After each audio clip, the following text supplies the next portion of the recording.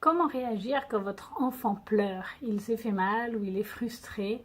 Et la première tendance, c'est une tendance très humaine, c'est d'apporter une solution et d'essayer de calmer son enfant en apportant une solution.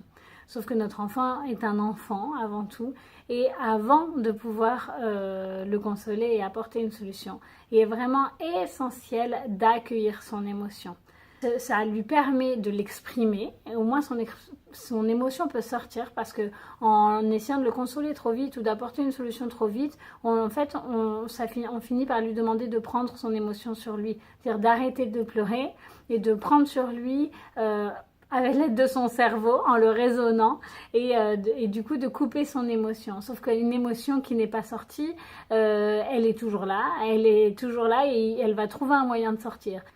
Si vous autorisez l'enfant à exprimer son émotion, à la laisser sortir, une fois qu'elle sera vraiment sortie, il va pouvoir reprendre la situation et trouver lui-même une solution en général, ou accueillir celle que vous lui proposez. Mais surtout, du coup, cet instant où son émotion l'a submergé ne sera pas comme un traumatisme ou comme quelque chose qui restera comme ça un peu en suspens. Qu'est-ce qui s'est passé? J'ai hurlé, il y a une crise, il n'y a pas de sens. Quand l'émotion a pu sortir, être accueillie, ben, du coup, ça prend du sens. Ah ouais, je suis vraiment fatiguée, ou quand je suis vraiment fatiguée, petit à petit, l'enfant met du sens, c'est-à-dire quand je suis vraiment fatiguée ou quand j'ai vraiment envie de faire quelque chose, ça me met trop en colère, je pleure beaucoup. Et puis petit à petit, c'est comme ça qu'il va réussir à gérer, à canaliser son émotion. Mais c'est vraiment un long travail, parce que nous-mêmes, en tant qu'adultes, c'est encore quelque chose de très compliqué. Alors c'est aussi parce qu'on n'a pas été bien accompagnés, mais pour l'enfant, c'est vraiment un apprentissage très très long.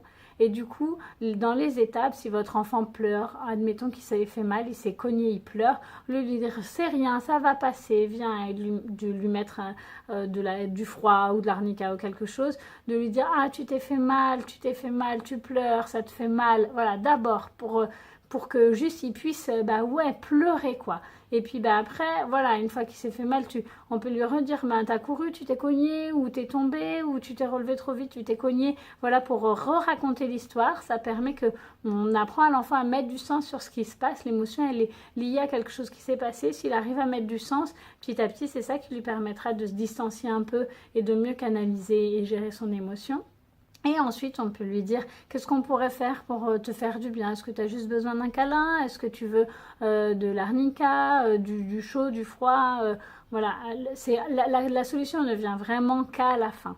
Voilà, je vous encourage à essayer de faire ça avec vos enfants, et vous verrez rapidement que l'émotion, quand elle est accueillie comme ça, eh bien, elle finit par passer plus vite toute seule. C'est-à-dire que l'enfant pleure, il s'est fait mal et il arrive à retrouver, en fait l'objectif c'est ça, c'est qu'il arrive à trouver les ressources pour laisser passer cette émotion. Voilà, je me suis fait mal, je pleure. On le voit très bien avec les enfants qui tombent par exemple, et puis qui pleurent, et puis ils se relèvent, et puis pof, ils passent à autre chose. Ben, c'est vraiment l'objectif qu'en grandissant ils puissent faire ça. Ben voilà, là je me suis fait mal, je pleure, et pof, ça y est, je peux passer à autre chose.